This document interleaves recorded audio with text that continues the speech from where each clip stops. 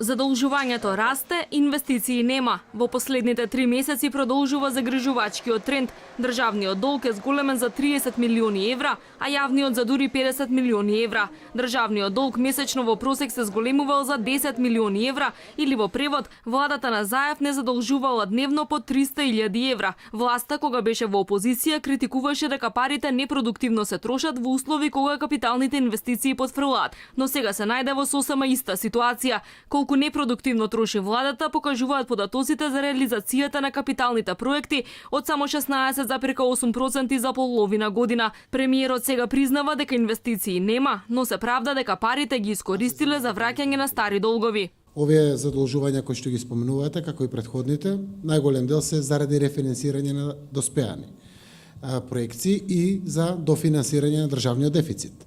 Апсолутно се држиме во рамките на буџетот. Заев од една страна тврди дека буџетот е во добра финансиска кондиција, од друга најавува прекројување на државната каса во септември или октомври. Владата во изминативе 7 месеци даде повеќе ветувања, меѓу кои на шумската полиција, земјоделците и други категории граѓани, за кои рече дека ќе се реализираат со пари што ќе се обезбедат со ребаланс на буџетот. И се уште буџетот не покажува индиции за ребаланс, односно немање на потреба во текот на летото да се прави ребаланс. Јас очекувам септември, октомври, ноември, веројатно на пресекот на крајот на август ќе се направат овие сите пресметки за да се отпочнат постапки, затоа што за еден мал сегмент на потреби кои што се јавуваат кај државата се јавува потреба од дополнителни проекции во буџетот.